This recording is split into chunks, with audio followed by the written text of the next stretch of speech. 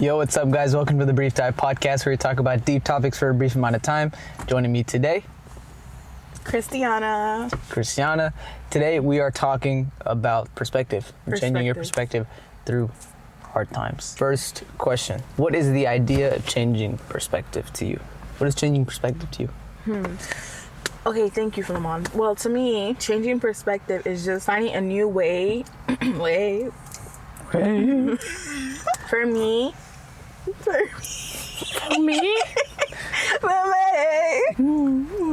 You're the problem. Stop making me laugh. Just turn around. That's a good question, Philemon. For me, changing perspective is finding a new way to view whatever situation or whatever it is that you're going through. If you're used to viewing something as a negative, maybe seeing the positives in it and focusing on those more. That is also a change of perspective where you're changing it for the best. You're not viewing it through one lens that can keep you stuck in one way of thinking, which usually tends to be negative. For me, or changing perspective is shifting your focus from one thing to another. That's the most simplest definition I can give. Let me turn on this back light. Regardless of the negative or the positive. There we go. Okay. You're gonna love watching this back. During tough times, changing your perspective is not easy, especially during anxiety, to be specific. So what is your way of shifting your perspective while experiencing anxiety? Funny story.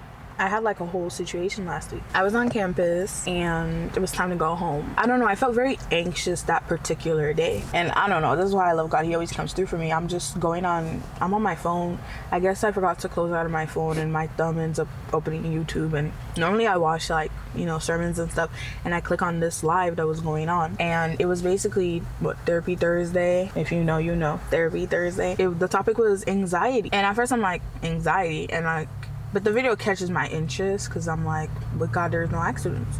And I'm watching the video and everything he's talking about, I thought me just thinking about tomorrow is me just thinking about tomorrow. I never perceived it as anxiety because I'm like, I have to think about tomorrow. I have to think about what I'm gonna do, or just even being sad and things like that. I think sometimes anxiety is an emotion that gets hidden under a lot. Like if you're excessively sad, if you're just depressed and things like that, it's because you can be very anxious about what's going to happen and what's going to come. So anxiety is something that I'm working on, but in this particular sermon or therapy meeting, he basically talked about how first it was being able to acknowledge that what I was going through was anxiety, that the reason I felt the way that I felt or I was worried about the things that I was worried about is because I was basically being anxious about tomorrow. Like I said, I went home and I found verses on anxiety. And it was 2 Corinthians 10 verse 5, casting down imagination and every high thing that exalts itself against the knowledge of God and bringing captive every thought to the obedience of Christ. And when I tell you that verse, I'd never seen it broken down so much. But when that verse was broken down, it made me realize a lot of us, we struggle with playing out events. We'll think about what's going to happen, what could happen. We'll have so many scenarios in our head about a situation, and I've done it so many times where I'll know something is happening and I'll just think about how it's gonna go without even realizing it, and then I go into that situation expecting it to be that way because I already had it that way in my mind. Then I'll go into that situation and that's not what happens. You ever stress about something? Stress is anxiety. I stress about a test because I'm thinking of all the possible ways that it could go. I'm having the imaginations, and then I go and it's completely different and I'm like, oh, that was not that bad. Yeah. So I realized little things like that were anxiety. And once I was able to acknowledge them for what they were, it's crazy. Even though it's spiritual, it was the basic things that calmed me down. Remembering to take deep breaths. I would take deep breaths. I would count. Maybe I would recite the verse or just tell myself it's going to be fine. I don't know how it's going to come out. I don't know how it's going to be. Nobody knows how it's going to come out. Nobody knows how it's going to be. Trying to breathe in? I'm fluid. It's getting claustrophobic in here. Like, nobody knows how tomorrow is gonna be. Nobody knows anything. And I realized too, anxiety just really showed my lack of trust in God, because I'm just so anxious that things won't go my way. You know, if I was certain that everything would be fine, I wouldn't be anxious. I'd be happy. Everything for the rest of my life is gonna be perfect. But because I don't trust God, because I don't trust that everything is actually working for my good, like He says, I'm just going through every day thinking and being scared and being in my head and trying to have control. Also, I realized with anxiety comes control, and I realized I hadn't really surrendered control to God. Shifting your attention away from the anxiety was like slowing down or reciting the verse, trying to like relax a little bit, and like refreshing your mind to that state of time where you could think and like get grounded with God, because when you are, then you could think clearly of how you could deal with that situation. Yeah, basically, what was the question? What helped me with my anxiety? Well, what shifted your perspective with anxiety? But I think you did say it. Yeah, so what shifted my perspective with anxiety was first acknowledging that it was anxiety that I was going through, because like I said, it was like underlying and being hidden in the form of many other problems. But knowing that it was anxiety, and then like I said, the basics really helped, like slowing down my breathing, but mainly going back to the core and the root of like why I shouldn't be anxious. And it's because I have a God who promises that everything is working for my good. So that was like, that's the main thing that's helped me. Anytime I get anxious, anytime I realize I'm trying to take control, I need to calm down right now and understand, thy kingdom come, thy will be done, not mine. Thy will be done. So I just had to remember and realize, like, and His will is the best. It'll make me happy, complete me, and make me feel useful, because I'm being used for the purpose I was created for. What about you? What helps me shift my attention through anxiety? For me, I think anxiety is a very, very strong emotion, along with anger and a couple of other things. But it's definitely on and off battle. Shifting the perspective has not been easy. I'm not comfortable giving advice, but I'll say what's helped me. Prayer a lot. I love to pray a lot. Praying. Even during times where like I don't feel anxiety and I'm fine. Just praying. Back to what you said, reassessing and like grounding yourself and remembering like what that groundness part of you is. Like who is that person that's grounded, and like slowing your thoughts down and thinking clearly. So in any way, shape, or form, trying to do that, like breathing slowly, taking a walk, the cool breeze outside, exercising. I love going outside when I'm anxious. She literally said, I could walk home now. Like after Jog. one breath of fresh air, she wants to walk home. That's great. Stop acting like I'm trapping you. These people are gonna think I'm trapping you in here. But yeah, recessing, slowing down. That's my way of dealing with it. I was speaking to Archie about this, about perspective. He's huge on perspective. That's like his whole philosophy. No, the one, remember the video I showed on the camera? Yeah. That white guy, yep. Yeah. Oh. Archie, he's big on perspective. Him and I have had like a lot of deep conversations. I love that guy. But he said everyone has like so many different perspectives of you, right? If you know 500 people, you are 500 different people, because there's 500 different perspectives, 500 different views. So the power of perspective is like, there's power behind it. And the ability to shift your perspective during a tough time or just in life can make your life like on and off switch, just immediate, just change everything. So I did this thing for 1 week where like I forced myself to change my perspective. Like if I was sad, I was lying to myself basically, but I wasn't lying to myself. I was trying to get myself to see that it was my perspective that was really making what I was going through horrible. Like I told myself, if I was sad, I was like, no, I'm really happy right now. If I felt bored, I would say, no, I'm very relaxed right now. I'm very calm. Sorry. Not very calm. I would just, anytime that I felt a type of way, I would try to flip my perspective or change the like words and try to just even change the like tone and like the connotation of how I was speaking to like make it more positive. And I realized when I did that, because I didn't just perceive my situation as negative, and I perceived it as positive, I was able to find more ways to even just go about it, you know? And because I think a lot of times when you see something as negative, you feel stuck.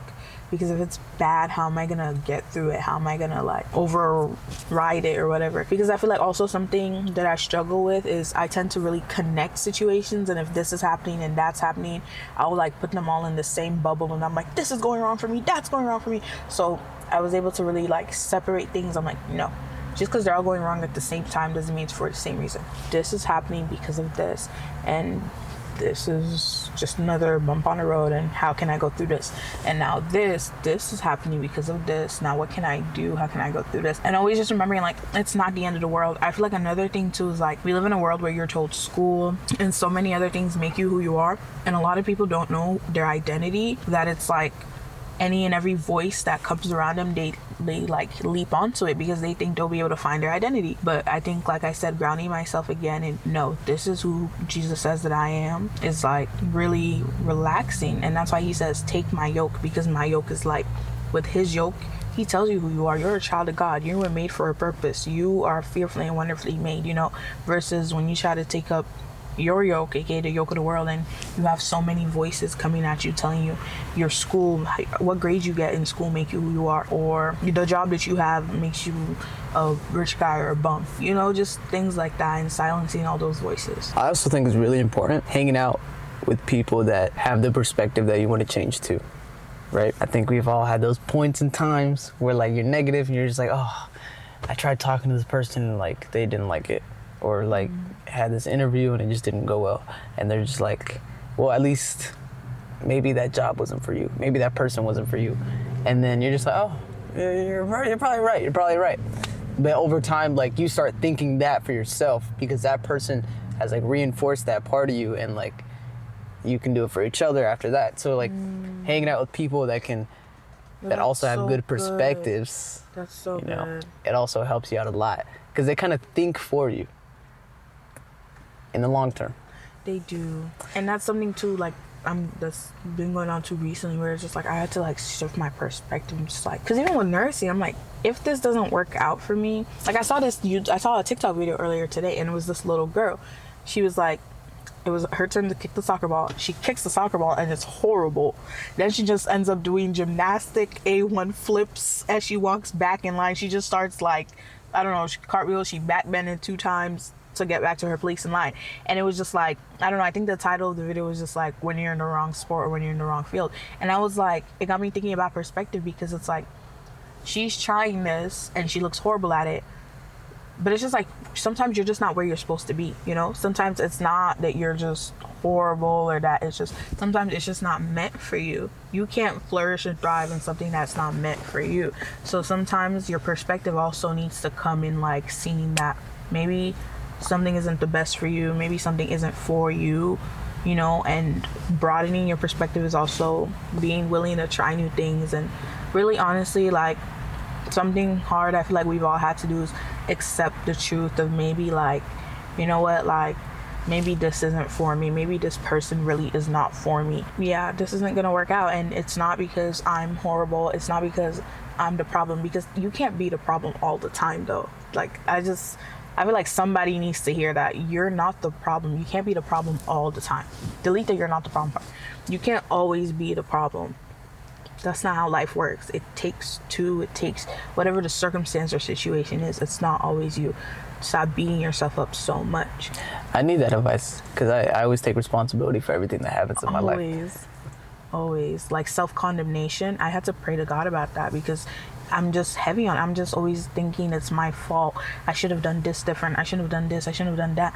And I'm like, some things are inevitable though. And also like giving yourself grace. Sure, it is your fault, but how could you have known? This is your first time being in a situation like that. Like, you know, just really being kind to yourself and understanding too, like when God forgives you, he throws it into this year of forgetfulness. Because sometimes we really harbor onto things and we're like, oh, this is like this is like that, the past. When God lets go of the past, he lets go of the past. You're the one keeping yourself in shame, etc. So those are things that I've really been trying to like instill in myself and remind myself, like God is not a God of shame. He's not going to condemn me. Once he forgives me, it's forgiven, you know. and that perspective change that I need in my life, where I need to stop shaming myself. I need to stop holding myself back. Like, God gives me everything that I need every day to move on and to move forward. Can't always be the problem. I'm not always the problem. So, yeah. That reminds me of something. What, Philemon? Is learning how to forgive yourself help you shift your perspective in the present moment? Because you now know that you could forgive yourself in the past, so in the future, you won't be as hard on yourself. And in the present, you won't be so hard on yourself on like focusing on like perfecting your perspective and like being perfect all the time. Does that make sense? I think that's a very like deep and warpy question. When I thought that I was the problem, I felt like I needed to get better and do better. So all I would do 24/7 a day was go through what happened, play it again over and over and over again, and try to find different ways what I could have done. Why did I do this? Like, I would just go analyzing, going deeper and deeper, just trying to see where I really did went wrong. What was that one move? And I was stuck in that cycle of condemnation and regret and anxiety and sadness and fear, because all I would do was just keep revisiting it, because I told myself I was the problem. So I'm like, if I'm the problem, how can I fix myself besides knowing what I did wrong? And I kept going. But once I said, you know what, I'm not gonna say I'm completely innocent, but I can't 100% be the problem. So I felt freer, you know? If you're not to blame for something, you like care about it less, kind of, you know? So it's like not really blaming myself all the time. I was really able to let it go. And now I'm able to tell myself I can just learn from that situation. I can use that situation going forward to be different, to do different, instead of sitting here blaming myself 100%, because how could I have known? How could I have, you know? Yeah, so it really helped me move forward. It's really easy to blame yourself. Like, it's so easy to do that. Like, we do it subtly, we do it in the words we say, and the things that we speak to people and everything, and even when you're by yourself. Which is why shifting your perspective is like a skill. It's a practice. Like, it starts with a little perspective, starts with the little thoughts. Just the other day, maybe this week, something triggered me, and then I thought of that point in time of being like the perfect point in like practicing perspective. Like, oh my gosh, right now is the perfect time to practice perspective, because I'm giving an opportunity that's triggering me. So I changed my perspective, and in doing that, like, it was hard to do. Like, I literally felt the neurons like detaching and unlearning and everything. So it wasn't easy, because I can tell, like, it was just very hard to do it. So I'm just saying, it's a skill. It's not easy to do. I'm not saying I'm skillful. And I think about the verse where it's like, carry your cross daily. Every single day is a battle. You know, each day is its own battle. Because I got this really unique perspective on forgiveness that I had never gotten before. And they said that forgiveness is a choice that you make every day.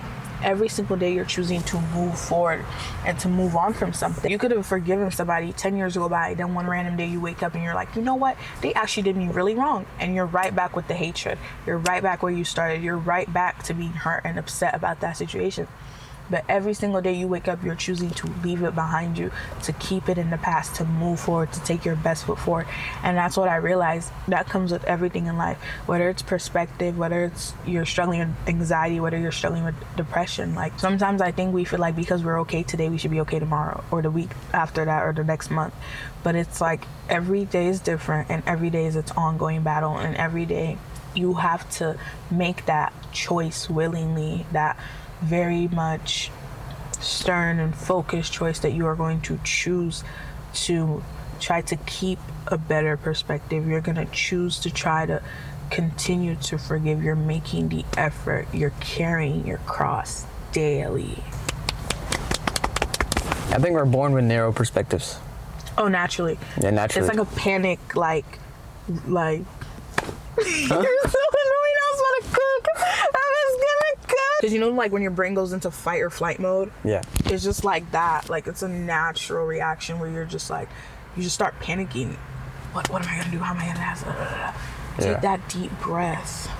Take that deep breath. Yeah. Daddy's got it. When I'm like anxious or stressed, my perspective is very small, very tight, and that's why, like, when I'm anxious and stressed, I'm also very productive when it comes to like controlling being very controlling, like So like what you're doing or people? what I'm doing. Or like if the team, like the podcast team, if we're trying to set up and I'm stressed, like I'm very controlling. Let's do that. Let's do this. Get And like bossy. I get bossy, yeah. But we end up getting it done. But I'm saying like my perspective is so narrow. Like it's 100%, but it's like in this sort of like, like Yeah. And then once I calm down, like it's like the lens is like wide. It opens up. It opens up, more. and I can genuinely think. I can think. And that's what I realized too. Like when I like would pray to God for things, I realized part of the reason I always expected him to do it in one way. And I realized this is God. He can do it in so many different ways.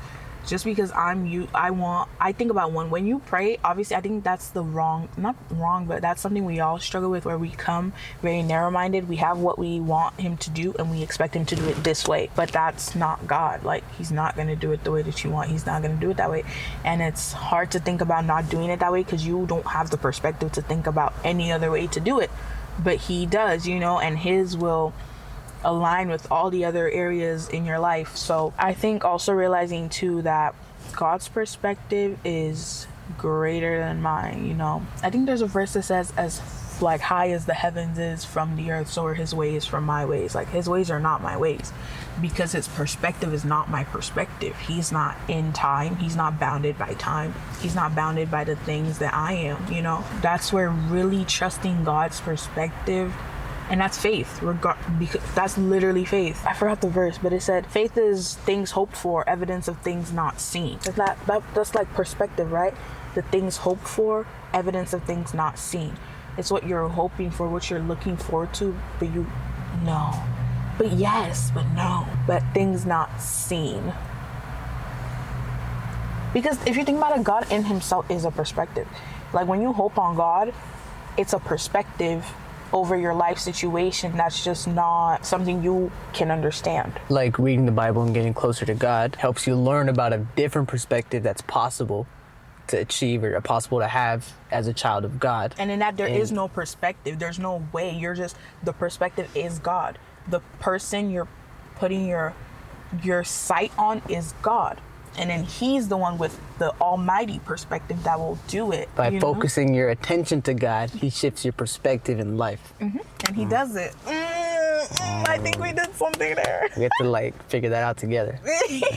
But that is it. Then that's what it is. And that's what faith is. It's things hoped for, evidence of things not seen. Like putting that faith and trust that you have in God, that his perspective, his way is the right way, and that your perspective is limited and it is faulty and it is defaulted to sin. It's power in changing perspective. It can make or break you. Two people can go through the same exact things and respond completely differently. All they had was just two different perspectives and two different outcomes. That's why I say perspective is very important. There's power in perspective.